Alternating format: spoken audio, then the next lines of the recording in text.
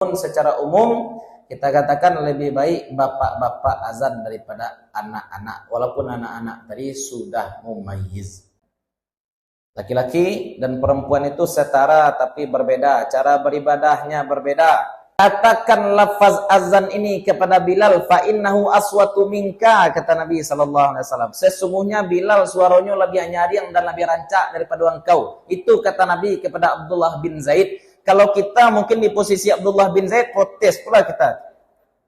Ambo nan dapik mimpi Bilal nan azan, lalu ceritanya ke Nabi. Mungkin dia awak bentuk itu. Assalamualaikum warahmatullahi wabarakatuh. Alhamdulillahilladzi hadana li hadza wa ma kunna linahtadiya laula an hadana Allah. Asyhadu an la ilaha illallah wahdahu la syarikalah wa asyhadu anna Muhammadan abduhu wa rasuluh. Allahumma salli wa sallim wa barik ala hadzal nabiyyil karim wa ala alihi wa sahbihi wa man tabi'ahum bi ihsanin ila yaumiddin. Fa nawayna ta'alluma wa ta'lim wa naf'a wal intifa' wal ifadata wal istifadah والحث على التمسك بكتاب الله تعالى وبسنة نبيه صلى الله عليه وسلم والدعاء إلى الهدى والدلالة على الخير ابتغاء مرضات الله وصوابه وقربه. اللهم علمنا ما ينفعنا وانفعنا بما علمتنا وزدنا علما. Bapak-bapak, ibu-ibu, para jamaah yang dimuliakan Allah, pada pertemuan sebelumnya kita sudah membahas tentang syarat wajib sholat. Syarat wajib sholat. Kalau seseorang memiliki syarat-syarat yang kita bahas pada hari Jumat kemarin, berarti dia wajib sholat. Itu maksud syarat wajib. Jadi kalau nampak oleh kita orang tidak sholat, mungkin dia tidak Islam. Kalau dia Islam gimana Ustaz? Mungkin dia belum balik. Kalau nyoba sungui, mungkin dia tidak berakal. Kalau lagi berakal mungkin haid. Itu kemungkinan ya. Orang haid tidak wajib sholat. Orang tidak berakal tidak wajib sholat. Orang belum balik tidak wajib sholat. Kita juga sudah bahas kemarin kenapa anak-anak ketika berusia 7 tahun itu sudah diperintahkan untuk sholat dan juga ibadah-ibadah fardu ain lain. Karena usia 7 itu adalah usia mumayyiz. Usia ketika anak-anak itu pemikirannya, kalau bahasa Minangnya kincia-kinciannya lah jalan.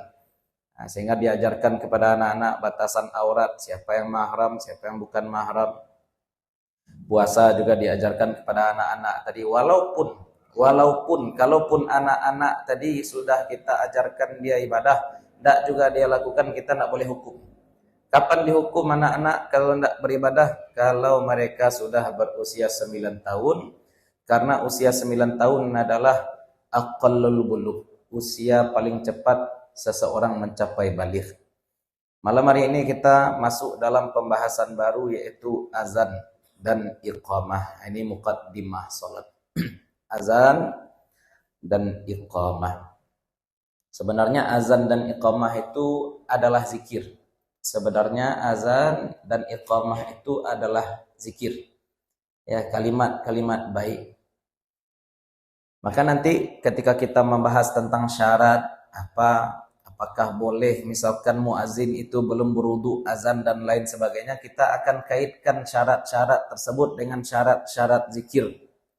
Atau bolehkah azan itu dilakukan di luar waktu-waktu sholat? Apakah masuk waktu sholat dulu baru boleh azan? Bagaimana dengan azan subuh yang dilakukan sebelum masuknya waktu subuh? Itu insyaallah akan kita bahas. Tapi pangkalnya apa dulu? Kita harus pahami bahwasanya azan itu aslinya adalah zikir. Azan aslinya adalah kalimat-kalimat zikir. Azan itu dalam sudut pandang lain merupakan panggilan azan. Kalimat zikir yang dibaca untuk menyeru orang agar melaksanakan sholat. Dalil-dalil pelaksanaan azan itu banyak. Dalil-dalil pelaksanaan azan itu banyak. Kalau dalam riwayat Abu Daud, para sahabat ketika itu ingin ingin tahu bagaimana cara kita untuk memberitahu orang bahwasanya waktu sholat itu sudah masuk. Nah, sebagian mengatakan bagaimana caranya kita pakai lonceng. Nah, jangan pakai lonceng kata Nabi. Nah, itu syiar orang Nasrani. Sebagian mengatakan kita pakai trompet. Nah, Nabi bilang Nabi juga tidak suka. Nah, ini syiar orang-orang Yahudi. Syiar ibadah. Ya. Kemudian sebagian mengatakan kita buat saja tiang-tiang. Nah, kalau misalkan masuk waktu sholat kita nyalakan api di tiang-tiang tadi. Ah jangan, itu syiar orang-orang Majusi. Orang-orang Majusi itu kan syiarnya itu kan manarah. Manaratun. Apa arti manaratun? Kalau dalam bahasa Arab manaratun itu kan artinya tempat api. Ya ibu-ibu ya, masjid punya menara. Masjid Nabi dulu di masa Nabi punya menara. Tidak ada menara.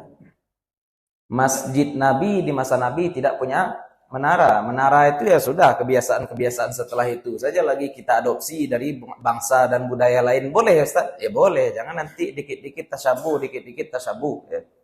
Seketik-seketik akulah sarupuk je orang kapi aku. Banyak orang sekarang ya sedikit-sedikit tasyabuh. Nah, ini sudah menyerupai orang kafir aja kita semua. Apa-apa nang kopiah bulik ko bangi. Betul. Bentuk kopiah paus. Ya, paus di Vatikan ya. Nah, kopiahnya kan putih bulik kau dah. Tapi tidak ada ya, tidak tersabu udah kok. Ya, jangan sedikit tasyabuh. Atau Kubah itu di Eropa sudah ada ya. Aliran Kristen Timur itu sudah mengenal Kubah sebelum umat Islam masjidnya punya atap. Masjid orang Islam aslinya kan ada batu. Tidak ada atap. Masjid di masa Rasulullah SAW tidak ada atap. Makanya sampai sekarang juga di bagian Masjid Nabawi itu kan ada bagian yang tidak ada atapnya. Masjidil Haram apalagi tidak ada atapnya. Ya. Hanya nanti kita sedikit-sedikit tasyabuh, sedikit-sedikit kita anti saja dengan orang-orang, kita kafirkan aja saudara kita seiman, itu tidak boleh. Pokoknya tadi Nabi tidak suka ya. Nabi tidak suka karena ini sudah menjadi syiar agama-agama lain. Kemudian Abdullah bin Zaid mimpi. Dalam mimpi itu beliau berjumpa dengan seseorang yang membawa lonceng. Jadi pinjamnya lonceng. Saya pinjam lonceng untuk apa? Untuk memberitahu bahwasanya waktu sholat sudah masuk. Bapak-bapak yang bawa lonceng tadi katanya apa? Jangan. Kalau kamu mau memberitahu orang bahwasanya waktu sholat sudah masuk, maka bacalah kalimat-kalimat berikut. Dibacakanlah oleh laki-laki dalam mimpi tadi kalimat-kalimat yang kita kenal sekarang sebagai bacaan azan. Mulai dari takbir sampai tahlil, la ilaha illallah. Nah, itulah bacaan azan. Ya, itu menjadi dalil. Kok banyak dalil? Bukan cuma dalil azan itu juga dalil ilham. Bahwasanya yang mendapatkan wahyu dari Allah itu kan bukan cuma nabi, Pak. Yang mendapatkan wahyu dari Allah itu kan bukan cuma nabi. Bahkan di dalam Al-Qur'an juga disebutkan wa auhayna ilan nahli. Lebah juga mendapatkan wahyu dari Allah untuk apa? Untuk membuat rumah-rumah di apa yang dibangun oleh manusia contoh. Ya, di gunung-gunung. Nah, sebagaimana yang diterima oleh ibunda Nabi Musa. Ibunda Nabi Musa pusing, bingung bagaimana caranya ini anak saya lahir sedangkan Fir'aun sedang hobi membunuh anak-anak Bani Israel. Diwahyukan oleh Allah kepada ibunda Nabi Musa untuk menghanyutkan Nabi Musa ke Sungai Nil. Itu kan wahyu. Tapi kalau wahyu diterima oleh selain Nabi, kita nyebutnya bukan wahyu. Sebutnya apa? Ilham. Ya. Nah, itu tadi itu ilham didapatkan oleh Abdullah bin Zaid, kemudian ditakrir oleh Nabi Muhammad SAW. Nah, itu sejarah. Lalu perintah-perintah banyak. Nanti kita sebutkan apa syarat-syarat, bagaimana perintah-perintah, adab-adab kita dalam melaksanakan azan bagaimana. Tapi yang jelas bacaan azan itu Allahu Akbar, Allahu Akbar, Allahu Akbar, Allahu Akbar. Asyhadu an la ilaha illallah, asyhadu an la ilaha illallah. Asyhadu anna Muhammadar Rasulullah, asyhadu anna Muhammadar Rasulullah, hayya 'alas shalah, hayya 'alas shalah, hayya 'alal falah, hayya 'alal falah. Allahu Akbar, la ilaha illallah. Ada lagi riwayat dari Abu Mahzurah. Ketika diperintahkan beliau oleh Nabi sallallahu alaihi wasallam untuk azan, beliau mengulang syahadat. Jadi dibaca dulu secara sir asyhadu an la ilaha illallah, baru dibaca kali asyhadu an la ilaha illallah. Nah, seperti itu. Nah, itu riwayat dari Abu Mahzurah. Ya. Nah, jadi jangan nanti ya, gara-gara perbedaan riwayat kita anggap ini azan berbeda-beda. Kalau Jumat kemarin terasa ya Pak ya, ketika imam sesaat itu kan bacaan Fatihah dengan bacaan ayat kan beda qiraat. Itu sebenarnya usaha beliau untuk memberitahu kepada kita bahwasanya ragam baca itu banyak. Atau sifat tafkhim ketika membaca azan juga barangkali berbeda. Kalau Bapak pergi ke India, orang azannya bagaimana?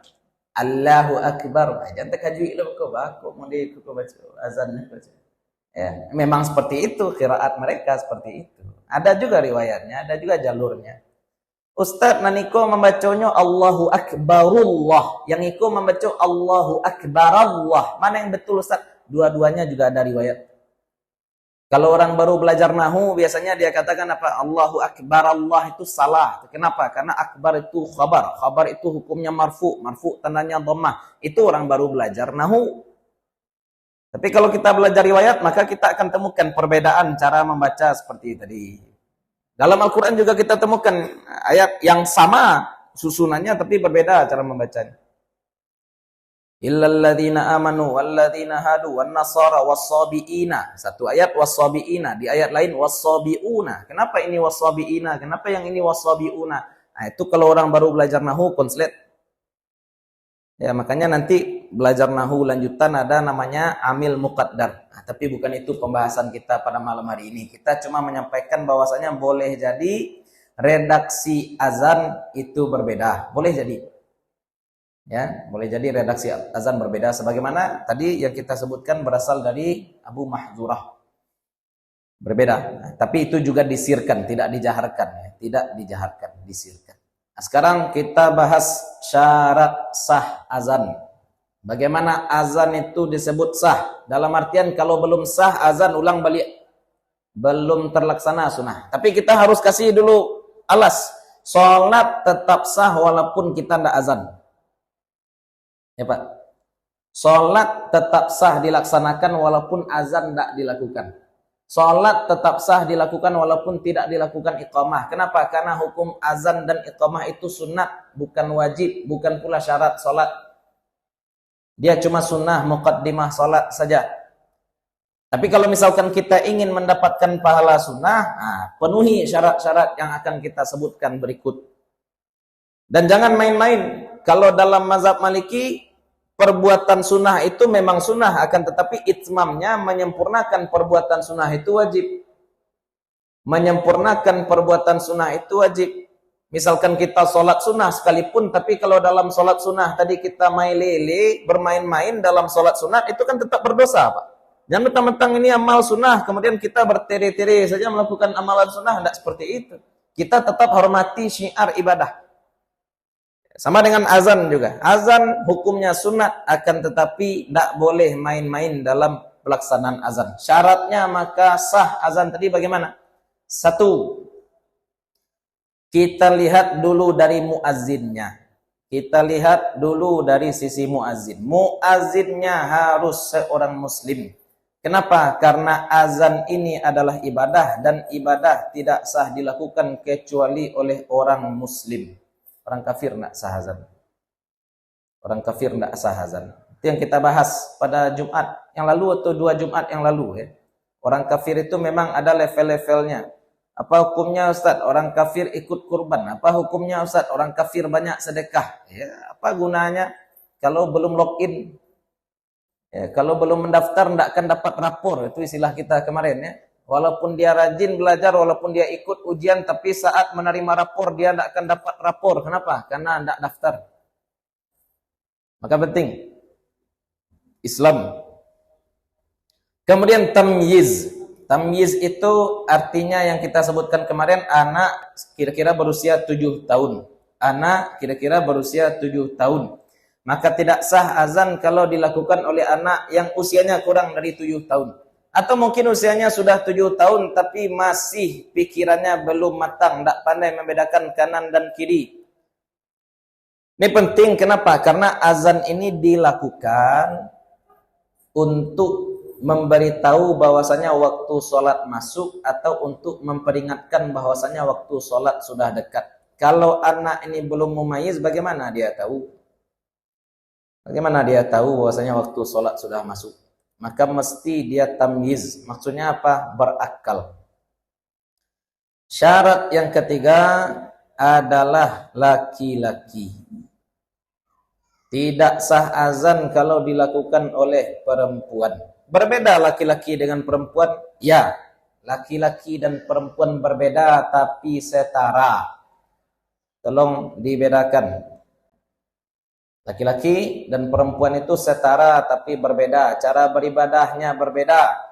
Jangan disama-samakan. Ibadah laki-laki bagaimana? Ibadah yang tampak itu biasanya adalah ibadah laki-laki. Sedangkan ibadah perempuan itu ibadah yang khifah, yang tersembunyi. Ya.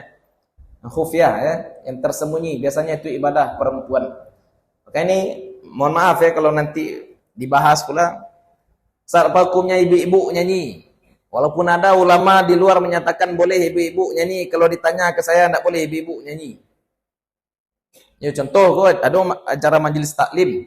Kalau ibu-ibu saja yang hadir, nyanyilah ibu-ibu. Nyanyi rebana ibu. Siapa ingin ke surga, silakan. Tapi kalau ada bapak-bapaknya tidak boleh. Azan saja tidak boleh, perempuan apalagi nyanyi. Itu namanya qiyas aulawi. Ya. Ada Ustaz, kaji di luar kami dengar, kalau misalkan lagunya bukan lagu-lagu nakal, kalau lagunya lagu-lagu Islami, boleh perempuan. Boleh, saya ikut pendapat yang itu Ustaz, silakan. Tapi yang kita bahas tadi, kalau batanyo kambo, maka tidak boleh. Kalau ditanya kepada saya, tidak boleh. Perempuan ajnabi menyanyi di hadapan laki-laki ajnabi. Ustaz, di zaman Nabi ada budak perempuan yang bernazar. Apa nazarnya? Kalau Nabi selamat dalam perang Uhud. Kalau tidak salah, entah perang Uhud, entah perang Khaybar. Pokoknya Nabi pulang, orang rusuh. Apakah Nabi akan selamat pulang atau tidak? Budak perempuan tadi bernazar, andai Nabi selamat pulang, maka dia akan melantunkan syair sambil bermain rebana di hadapan Nabi. Pulang Nabi, selamat Nabi pulang, kemudian mengadu kepada Nabi. Saya tadi bernazar seperti ini. Kemudian apa kata Nabi? Ayolah, kalau bernazar, mainkanlah rebana tadi, kata Nabi SAW. Nah, berarti kan ada juga riwayat Ustaz. Iya ada, makanya kita katakan tadi apa? Kalau ada perbedaan, ini pakai riwayatnya. Kalau ada perbedaan, silakan. Tapi masalahnya apa? Perempuan yang ada dalam riwayat tadi perempuan budak. Dan sebagaimana kita tahu batasan aurat perempuan budak dengan batasan aurat perempuan merdeka itu berbeda. Tidak sama. Ya, perempuan budak batasan auratnya berbeda dengan perempuan merdeka. Tapi ini balik kepada azan tadi, syaratnya harus dikumandangkan oleh laki-laki. Selanjutnya tartibu kalimatil adzan. Kalimat azan harus dilantunkan secara berurutan. Ini azannya lagi. Ya, ada syarat. Ya. Syarat azannya lagi.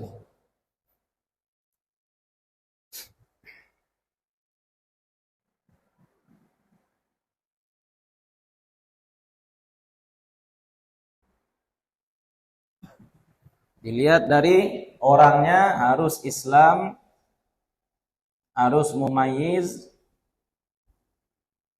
harus laki-laki. Kalau tidak memenuhi tiga ini, tidak sah. Kemudian dilihat dari lafaznya lagi, harus. Sebenarnya ada syarat yang tidak perlu disebutkan, harus dengan bahasa Arab. Kalau diterjemahkan ke dalam bahasa Indonesia, tidak sah. Diterjemahkan ke dalam bahasa Indonesia tidak sah. Sebagaimana dahulu kita dengar kabar terjadi di Turki. Ya, ketika terjadi sekularisasi, jatuh Turki Utsmani, naik kemudian Republik Turki, naik Kemal Atatürk. Kemudian dia ganti lafaz azan dengan bahasa Turki, itu tidak sah. Ya, bahasa Arab itu pasti. Kemudian apalagi tartib. Lafaz azan harus dikumandangkan secara berurutan. Tidak boleh mulai dari la ilaha illallah. La ilaha illallah. Kemudian baru hayya 'alas shalah, baru hayya 'alal falah, terakhir baru asyhadu an la ilaha illallah. Enggak. Harus tertib, harus berurutan. Kemudian tidak boleh ada jeda. Tidak boleh ada jeda. Allahu Akbar, Allahu Akbar. Bunyi apa ini? Halo. Yo. Sarah azan baru. Yo, bekom buat telepon lek yo. Putui, ulang balik dari awal. Ya, Pak. Tuh fokus. Tapi kalau misalkan jedanya yang perlu untuk azan, contohnya ketika dia azan batua. Minumnya boleh. Ya, jadi kenapa? Karena azan ini balik ke yang kita sebutkan di awal, azan ini zikir. Azan ini zikir, di pertengahan zikir boleh minum? Boleh. Jangan nanti azan ini disamakan dengan sholat. Di pertengahan sholat tidak boleh minum. Tapi di pertengahan azan boleh minum. Atau misalkan memberi jeda sedikit boleh. Ketika azan misalkan bergaung speaker. Kemudian apal kecewa kepada ahli sound. Ketian stage. Boleh lanjut. Kalau seketik jedanya kalau sedikit saja. Tapi kalau panjang mana enggak? Kalau panjang enggak. Ya, kalau jeda-jeda sedikit enggak masalah. Mambi angu ya misalkan enggak. Mambi angu. Allahu akbar, Allahu akbar. Enggak pede enggak. Ambil longo boleh. Oh enggak pede lah nyolek. Itu banyak mana ya enggak. Ya, kalabian banal. Kadang-kadang ayo kalau nan suara rancak kok banyak lo gayanya azan. Kalau nan biasa-biasa saja suara enggak banyak-banyak. Ya. Pokoknya azan. Jangan banyak-banyak, jangan panjang-panjang jeda. Itu namanya apa? Al-muwalah. Al-muwalah. Kemudian syarat azan adalah suaranya harus keras. Yang tadi dapat ilham bacaan azan siapa? Abdullah bin Zaid. Ketika Abdullah bin Zaid datang mengadu kepada Nabi sallallahu alaihi wasallam, apa kata Nabi? Suruh. Ya. Katakan lafaz azan ini kepada Bilal, fa innahu aswatu minka, kata Nabi sallallahu alaihi wasallam. Sesungguhnya Bilal suaranya lebih nyaring dan lebih rancak daripada engkau. Itu kata Nabi kepada Abdullah bin Zaid. Kalau kita mungkin di posisi Abdullah bin Zaid, protes pula kita. Ambo nan dapat mimpi Bilal nan azan, lalu ceritanya ke Nabi. Mungkin dia awak bentuk itu. Tapi bukti orang ikhlas itu apa? Mereka tetap bahagia saat kebenaran disampaikan walaupun bukan dari lisan mereka. Itu tanda orang ikhlas. Abdullah bin Zaid relax saja ya sudah. Serahkan kepada Bilal karena suaranya lebih tinggi. Maka semua usaha yang barangkali ditujukan agar suara kita lebih terdengar dalam azan itu boleh. Contohnya apa? Contohnya naik ke tempat tinggi untuk melaksanakan azan. Ada juga dalam riwayat Bilal bin Rabah naik ke dinding Ka'bah untuk melaksanakan azan. Kemudian bisa jadi naik ke atas menara untuk melaksanakan azan. Nah ini dulu kalau di Mesir dulu dan daerah Arab-Arab lain. Biasanya muazin ini dipilih orang-orang yang tunanetra, Pak. Dipilih orang-orang yang tunanetra untuk mengumandangkan azan. Kenapa? Karena muazin itu naik ke tempat tinggi, sedangkan rumah-rumah orang Arab itu biasanya atapnya separuh saja. Dibuat dindingnya sampai kok tampak dari atas ya. Kemudian disusun kayu seperti ini. Ditaruh daun. Nah, taruh daun seperti ini. Ya, dahan kurma. Dan rumah seperti ini aja rumah orang Arab. Jadi kalau misalkan muazinnya ndak buta, ndak tunanetra, naik ke menara, mencalik ke bawah tuh nampak rahasia orang sadonya. Nah, makanya dahulu disuruh dianjurkan muazin itu yang tunanetra. Tapi kalau yang bisa melihat ndak masalah. Nah, syukur sekarang kita sudah punya teknologi, ndak perlu muazin manjik-manjik lah. Ya. Supaya ndak nampak aib orang, cek lah supaya ndak takwi ketinggian. Dan takwik tinggi itu siapa? Nan bisa mencaliak. Kalau nak bisa mencaliak, tak takwiknya tinggi. Tertib, kemudian mualah tanpa jeda. Kemudian suara lantang. Ustaz, azan ini kan zikir, Ustaz. Zikir tuh sebaiknya kan suaranya sir. Iya, zikir tuh suara sir, silahkan. Suara pelan silahkan, tapi kita sampaikan tadi azan ini syiar juga. Nah, dua azan ya Allahu Akbar, Allahu Akbar. Nah, azan baru ceritanya azan itu. Kalau Bapak ingin zikir sendiri silahkan. Jadi kalau kita ingin menyeru orang lain, maka tinggikan suara. Bahkan Nabi SAW katakan semua orang yang mendengarkan panggilan, semakin banyak yang mendengarkan panggilan azan, semakin gadang pahala. Fa innahu la yasma'u mada sautil muadzini jinnun wala insun wala syai'un illa syahidalahu yaumal qiyamah. Sesungguhnya tidaklah mendengar suara muazin, baik itu jin ataupun manusia atau segala benda, kecuali nanti di akhirat mereka bersaksi bagi si muazin di hari kiamat. Itu kata Nabi sallallahu alaihi wasallam. Selanjutnya, dukhulul waqti atau masuk waktu. Masuk waktu.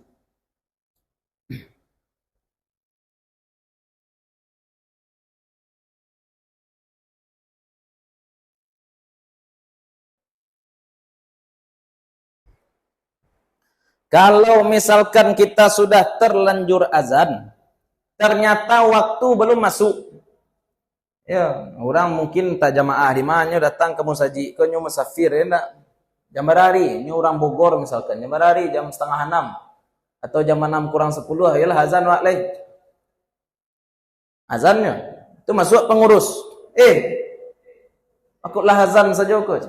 Iya kan lah jam 6 hari ikut. Angku orang mah. Orang Bogor di Siko ku pikumbuh masuk mugari jam 6:30 kurang 5. Lah lupa wak enak. Lah lupa wak. Nyo hobinya azan misalkan enak lancang-lancang saja pakai mic saja. Lalu bagaimana? Perlu diulang azan? Yes, perlu diulang azan. Karena azan tadi berarti sekedar zikir saja. Azan tadi sekedar zikir saja. Kita katakan, andai syarat-syarat ini tidak terpenuhi, bapak-bapak, ibu-ibu, orangnya tidak berdosa. Jadi jangan nanti misalkan siang-siang anak-anak didikan subuh. Pagi-pagi berarti itu ya, pagi-pagi anak-anak didikan subuh. Penampilan azan oleh Ananda kita Rahmat, misalkan kece guru MDA-nya. Azanlah si Rahmat, ke hari jam berapa? Jam 6:30. Jangan guguh lalu kamu saji. Azan aku jam 6:30 aku. Nyo azannya niat zikir saja. Kalau yang ini azan yang kita katakan sebagai syiar sebelum sholat, ini syarat-syaratnya. Tapi kan tujuan azan banyak yang lain. Bisa jadi azan itu tujuannya untuk zikir. Contohnya apa? Mengazankan bayi baru lahir. Itu ada riwayatnya. Jangan nanti dikatakan ini riwayatnya lemah, Ustaz.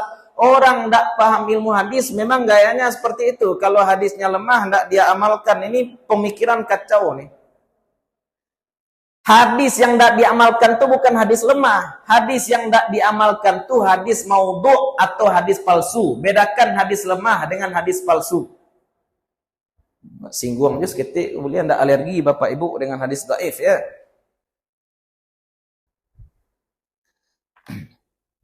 Ada hadis yang pasti berasal dari Nabi. Bahasa Indonesia lah ya. Hadis yang pasti berasal dari Nabi. Apa namanya tuh? Mutawatir. Ini pasti berasal dari Nabi. Kenapa? Karena perawinya banyak. Orang yang meriwayatkan dari Nabi banyak. Dan begitu pula dari generasi sahabat. Tabi'in sampai ke bawah. Ada lagi yang zanni. Kemungkinan berasal dari nabinya tidak pasti. Zanni saja. Ini namanya apa? Ahad. Kemudian apa lagi? Kita nilai lagi kualitas hadis. Ini dari segi jumlah perawi. Dari segi kualitas sanadnya apa lagi? Ada namanya sahih. Sahih ini artinya apa? Kemungkinan berasal dari nabinya kuat. Ada lagi namanya hasan. Apa itu hadis hasan? Kemungkinan berasal dari nabinya agak kuat. Ada lagi namanya hadis dhaif. Apa itu hadis dhaif? Kemungkinan berasal dari nabinya lemah. Tapi walaupun lemah, adakah kemungkinan bahwasanya hadis dhaif itu memang berasal dari nabi? Ada. Tapi kemungkinannya lemah. Baru nanti hadis yang matruk lagi. Karena kita belajar ilmu hadis itu kan mempelajari mana yang makbul, mana yang diterima, mana yang ditolak dari hadis. Nah, baru hadis nanti ada muttarib, ada maudhu', ada musahaf, ada muharraf, hadis-hadis seperti itu baru tidak bisa kita terima. Ya, kita bahasakan saja di sini hadis palsu baru ditolak. Hadis dhaif untuk apa, Ustaz? Untuk fadilah amal. Kita beri contoh satu ya. Hadis yang menyatakan siapa saja yang merangkum atau menghafalkan bagi umatku 40 hadis. Dan itu hadis masyhur betul. Motivasi Nabi agar para ulama mengumpulkan 40 hadis tentang perkara-perkara pokok agama, itu hadis sebenarnya dhaif. Tapi ternyata para ulama tetap berlomba-lomba menulis kitab-kitab arba'in. Ada arba'in Imam Malik, ada arba'in Imam Subki, ada arba'in Imam Nawawi. Itu yang paling masyhur. Kenapa para ulama tetap mengumpulkan 40 hadis, Ustaz? Padahal hadisnya dhaif. Karena walaupun hadis itu dhaif, tetap ada kemungkinan bahwa hadis itu berasal dari Nabi. Ya, ini orang-orang baru belajar hadis seperti itu. Tadi yang baru belajar nahu, sekarang yang baru belajar hadis. Kalau bahasa Jawanya keblinger. Ya, batulak-tulak saja hadis semuanya. Padahal hadis dhaif itu kemungkinan berasal dari nabinya tetap ada. Ya, termasuk tadi hadis mengazankan anak itu tidak dhaif juga tuh hadisnya. Asal-asal dhaif saja. Dhaif menurut guru Anda. Ya, tapi menurut para ulama lain tidak dhaif. Maka itu tetap disunahkan. Azankah namanya? Sebenarnya namanya bukan azan, tapi apa? Zikir dengan lafaz-lafaz azan. Bapak sedang membawa mobil, kemudian sambil bawa mobil Bapak baca Allahu Akbar, Allahu Akbar, Allahu Akbar, Allahu Akbar. Bolehkah? Silahkan. Kenapa? Karena itu namanya zikir. Biarlah. Lain membaca azannya tidak masalah. Anaknya baru lahir dibacakannya azan, Ustaz. Hadisnya dhaif. Yo biarlah. Kalau jawab-jawab buruaknya Pak. Kalau orang yang belajar fikih kan enak kita jawab. Bahwasanya masalah tashih atau tat'if hadis itu adalah perkara ijtihadi. Itu kalau orang yang memang belajar ilmu hadis. Tapi kalau orang yang tidak belajar hadis, protes-protes pula, Ustaz, ikut diazankannya anaknya baru lahir lah diazan-azankannya hadisnya nak jalih. Jawab saja. Nak boleh itu mah ajan anak baca rui baru nak boleh. Kalau mengazankan anak biarlah. Pak. Tu anak baru lahir dia ajan lagu lagu-lagu dangdut dia ajan itu baru nak boleh. Masalah mana kini ke? Ketika yang bukan ahli sudah mulai mengacang-acang pula masalah-masalah agama. Nah, azan zikir. Kemudian ada lagi masalah masuk waktu ini namanya azan tanbih atau i'lam. Azan tanbih adalah azan yang dilakukan untuk memberikan peringatan bahwa waktu salat sudah dekat. Sebagaimana di masa Nabi SAW azankan dua. Ada azan Bilal, ada azan Abdullah bin Umi Maktum. Azan Bilal itu dilakukan sekitar 10 sampai 15 menit sebelum terbit fajar. Sebelum terbit fajar, azan dulu. Siapa yang azan? Bilal. Makanya kalau Bilal masih azan, Nabi persilahkan. Silahkan makan kalau misalkan Bilal masih azan. Tapi kalau Abdullah bin Umi Maktum azan, tidak ada cerita lagi makan. Kalau puasa apa ya? Itu sunnah Nabi itu. Di masa Utsman bin Affan, waktu orang lalai bukan pada waktu subuh. Waktu subuh ya lalai juga. Tapi orang juga banyak lalai pada waktu Jumat. Kenapa? Karena umat Islam ketika itu sejahtera. Peperangan-peperangan yang dimenangkan oleh Umar bin Khattab dinikmati hasilnya oleh Utsman bin Affan. Umat Islam kaya, banyak lalai karena dunia. Maka di masa Utsman bin Affan, azan Jumat yang dibuat 2 kali. Itu kenapa di beberapa masjid ada yang melaksanakan azan Jumat 2 kali. Ya, tapi di masa Utsman azan pertama di tengah pasar, Pak. Memang di tengah pasar. Kalau zaman kini musajinya banalah di tengah pasar kan. Ya. Yang pailo ke tengah pasar itu kok mik lah sampai ke situ. Ya, aduh. Itu di masa Utsman bin Affan. Itu azan apa namanya tuh? Azan tanbih. Ada di masjid 10 menit sebelum waktu subuh masuk azan. Kemudian ketika waktu subuh sudah masuk enggak pakai azan. Tidak dapat sunnah. Dapatnya cuma tadi taklim, i'lam saja. Ya, i'lan saja, tidak dapat pahala muqaddimah salat. Maka azan untuk memberitahu waktu salat dekat itu sesuatu, azan untuk memberitahu waktu salat sudah masuk itu sesuatu lagi. Tadi sudah dekat, ada azannya, sudah masuk, ada lagi azannya. Daripada, ada pula di beberapa daerah diumumkan pakai mic. Bapak-bapak, ibu-ibu, 20 menit lagi waktu subuh masuk. Padahal sunnah Nabi sudah ada. Sunnah Nabi apa itu? Sebelum waktu subuh masuk, azan dulu. Bilal bin Rabah.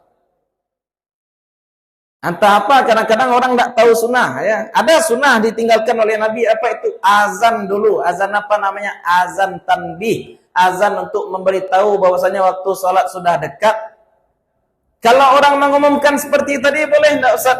Bapak, Ibu, penduduk Kota Payakumbuh, 20 menit lagi waktu subuh masuk. Ya boleh juga.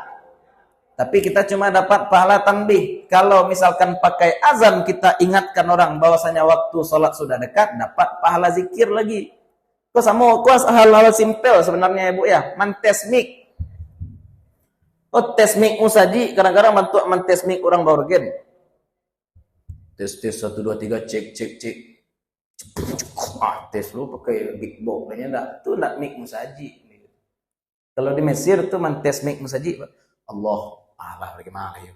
Dia sambil mantes mic pun tetap berzikir. Kok hal kita ngerti yo para dulu disampaikan. Tadi masjid-masjid kalau ada kebiasaan mengingatkan waktu sholat sudah dekat, alangkah baiknya mengingatkan bahwasanya waktu sholat sudah dekat itu pakai azan tanbih. Azan tanbih.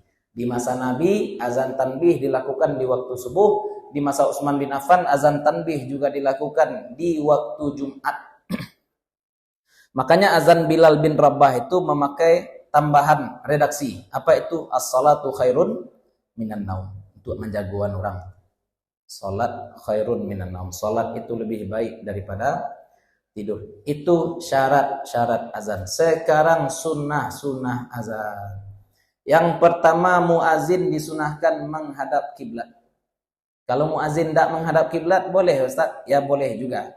Tapi sebaiknya menghadap kiblat karena kiblat adalah posisi arah paling mulia. Dan itu juga yang dilakukan oleh para ulama lintas zaman, baik generasi sahabat, tabi'in sampai setelah mereka. Yang kedua, muazin sebaiknya dalam posisi suci sempurna. Nyomode kalau Pak, ketika azan misalkan takkan tuik muazin, contoh tuik muazin. Azan. Itu azannya putus atau lanjut? Lanjut salah. Boleh lanjut. Tapi jangan sengaja boleh yo. Cik Ustaz, boleh azanku tekan tuik. Ya, sebaiknya suci sempurna. Sebaiknya suci sempurna. Andai misalkan ada hal mendesak sehingga terputus azan di tengah jalan, lanjutkan saja. Pingsan muazin, bagaimana kalau pingsan muazin? Lanjutkan saja azannya, bisa, boleh. Ya. Maka kalau misalkan muazin batal wudunya, silakan. Tapi Nabi SAW katakan apa? Karihtu an adzkurallaha azza wa jalla illa ala tuhrin. Kata Nabi, saya tidak suka berzikir kecuali dalam kondisi suci. Nah, makanya karena azan ini adalah zikir, maka usahakan muazin itu juga suci sempurna baru azan. Lanjut. Bagi muazin disunahkan untuk berdiri. Kenapa? Karena Nabi ketika memerintahkan Bilal azan, Nabi sampaikan, ya Bilal qum fanadi lis-shalah. Berdirilah wahai Bilal, kemudian panggil orang untuk melaksanakan salat. Kemudian ketika hayya 'alas shalah, hayya 'alal falah disunahkan iltifat. Apa itu iltifat? Menoleh. Hayya 'alas shalah ke kanan, hayya 'alal falah ke kiri. Yang dada tetap ke arah kiblat, yang kepala ke kanan, kepala ke kiri. Hayya 'alas shalah ke kanan, hayya 'alal falah ke kiri. Nah, seperti itu iltifat. Itu riwayat dari Abu Juhaifah yang melihat Bilal bin Rabah azan demikian, menoleh ke kanan dan menoleh ke kiri. Sunnah azan selanjutnya adalah diindahkan bacaannya. Aduh perlu orang sok-sok tahu Arab ceknya orang di Arab ku azan ku nak do beramai-ramai deh. Azan Arab tu beramai. Iramanya boleh jadi berbeda-beda. Boleh jadi berbeda-beda. Tapi intinya azan itu kalau bisa dilantunkan dengan suara yang indah. Kalau datar-datar saja adakah sah azannya Ustaz? Sah juga. Ya, tapi sebaiknya dilantunkan dengan suara yang indah, suara yang bagus. Lagi iramanya. Asal jangan salah-salah. Ya, jangan salah-salah. Nah, kadang orang kelebihan lu gaya azan. Allahu Akbar, Akbar, Akbar, Akbar. Allahu Akbar. Dan tukar-tukar. Atau entah terlalu menjiwai syahadu Allah, syahadu Allah. Dulu qalqalah syahadu. Ashhadu. Itu nak qiraat ya Pak ya, itu mungkin qiraat nak qiraat gitu dia. Nah, kalau masih ada dalam batas wajar qiraat kita toleransi. Tapi kalau sudah tidak dalam ruang lingkup qiraat itu inhiraf. Itu perlu diperbaiki. Kemudian bagi orang yang mendengarkan azan disunahkan untuk menjawab azan. Ketika dikatakan menjawab azan itu kan ada dua pemaknaan. Ada yang dimaksud menjawab azan itu adalah memenuhi panggilan azan. Orang manggil kita sholat, datang kita sholat. Ya, datang kita sholat. Sebagaimana kita sampaikan sebelumnya, melaksanakan sholat berjamaah di masjid itu hukumnya fardu kifayah. Andai di satu kampung masjidnya tidak melaksanakan sholat jamaah, maka satu kampung itu berdosa. Termasuk orang buta juga ikut berdosa andai dia mendengarkan panggilan azan. Orang buta juga berdosa. Kita anggap dari rumah ke masjid orang buta tadi, andai tidak pakai mikrofon terdengar azan tidak ke masjid, dia ikut berdosa. Tapi kalau misalkan di masjid sudah terlaksana tampak syiar pelaksanaan sholat jamaah, maka sholat orang-orang yang di rumah sah juga, tidak jadi berdosa. Karena hukumnya tadi fardu kifayah. Fardu kifayah. Maka disunahkan untuk menjawab azan. Sunahkan untuk menjawab azan. Ya, kita sebut apa yang disebutkan oleh imam. Kemudian juga disunahkan bagi muazin salat subuh menambahkan lafaz as-salatu khairum minan naum. Ini adalah tambahan inisiatif dari Bilal. Kenapa? Lagi-lagi kita katakan tadi bahwa azan ini memang adalah ibadah, tapi ibadahnya tidak saklek sebagaimana sakleknya salat. Kita katakan tadi dalam azan boleh minum, Pak. Boleh minum. Ya. Bilal bin Rabah juga demikian. Ini azan subuh banyak orang tertidur. Ikut peralu di kanan orang. Baca manganannya as-salatu khairum minan naum. Kemudian juga di masa Umar bin Khattab, kalau tidak salah, di masa Umar bin Khattab, ketika itu ada wabah. Bukan wabah, mohon maaf, hujan.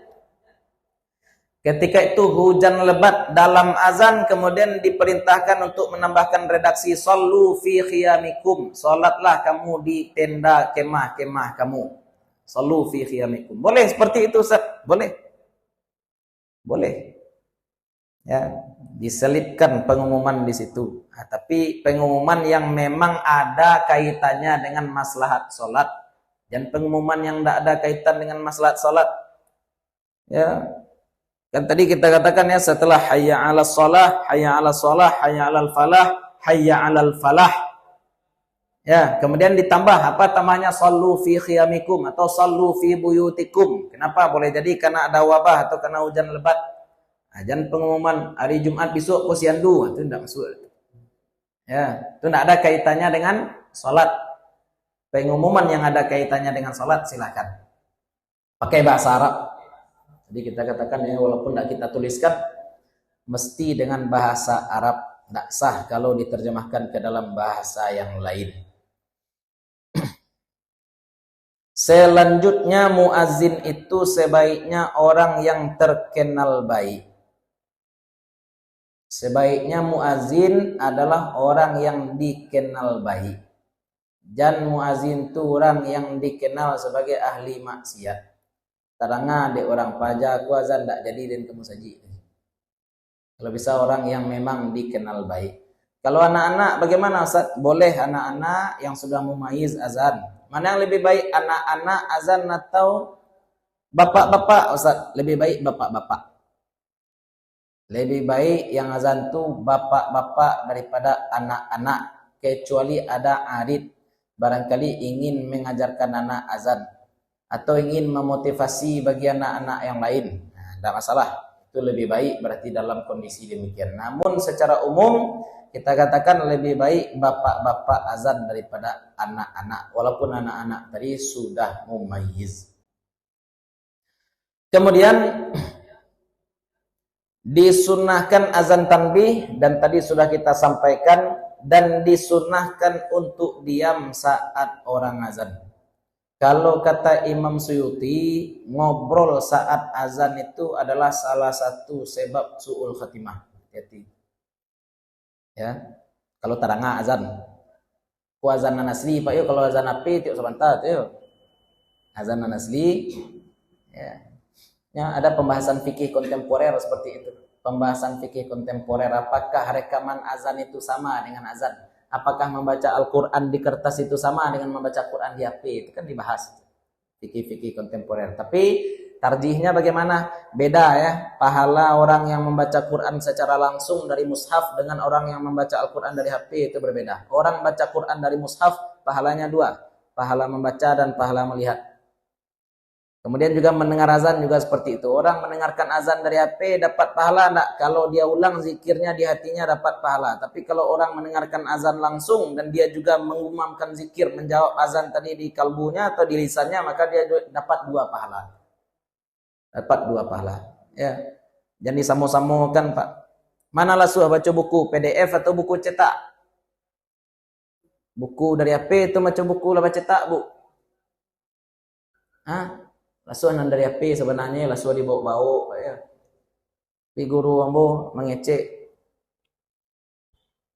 mandanga guru dari YouTube, mandanga guru dari YouTube atau membaca buku dari HP, membaca Quran dari HP itu umpamo awak babini. Batu video call. Manan sanang basobok langsung job ini atau video call job ini. Aku nan bujang-bujang ndak tahu dah kayo. Laba bini sana tahu. Itu beda. Itu beda. Itu tentang azan. Kemudian disunahkan membaca doa setelah azan. Doanya sebagaimana kita tahu ya, doanya dimulai dengan salawat dulu. Assalatu wassalamu alaihi, atau dibaca salawat normal saja. Allahumma sholli ala Muhammad wa ala ali Muhammad wa ala ashabi Muhammad, boleh juga. Kemudian dibaca doa, apa doanya? Allahumma rabba hadhihi da'wati tammah. Itu sudah masyhur. Ya, sampai habis. Itulah mungkin beda TV dulu dengan TV sekarang. Kalau dulu rasa-rasanya ketika saya kecil, TV-TV itu kalau maghrib ada azannya Ibu. Kalau kini yang ada azan cuma Trans TV. Ambo lah jarang lo nonton ini. Jarang. Ya, jarang ada TV yang pakai azan sekarang. Kalau dulu ada, sampai hafal kita doa setelah azan itu gara-gara TV. Kalau kini enggak. Ini TV entah apa-apa sih, HP entah apa-apa sih. Calik kelabu entah apa-apa sih. Mungkin kini zaman yang dikatakan oleh Imam Ghazali, ibadah terbaik sekarang adalah tidur. Pak calik TV, nampak produksi enggak baju. Pak calik HP, nampak produksi enggak baju. Pak calik kelabuan, nampak laki-laki baju padusi. Ancak lalu. Ya. Itulah kondisi sekarang ya. Insyaallah nanti kita bahas iqamah sedikit, baru kita masuk pembahasan syarat sah salat. Saya barangkali kami ingin ingatkan bapak-bapak ibu-ibu, waktu kosong jangan sampai kosong, terutama untuk anak-anak. Ya. Maksud kita libur nih ya, libur awal tahun, libur akhir tahun, libur Natal, memang libur. Tapi hati-hati, kenapa? Waktu anak-anak ibu, anak-anak bapak, kalau tidak dia isi dengan kegiatan positif, pasti setan akan berusaha agar waktu tadi diisi dengan kegiatan negatif. Cukup peristiwa ketika COVID jadi pelajaran bagi kita. Pengadilan agama itu sibuk mengadakan sidang dispensasi nikah banyak. Kenapa banyak sidang dispensasi nikah? Anak-anak ni kerja nak ada, sekolah nak ada, karajo nak lu ado, menolong orang gaek nak lu semua. Tu manganya le bercewek-cewek kebablasan. Ya, mohon maaf. Banyak juga kejadian anak-anak ni setelah UN, kalau dulu ya, setelah UN kan lama libur menjelang kuliah. Alah kecelakaan tak jadi kuliah le.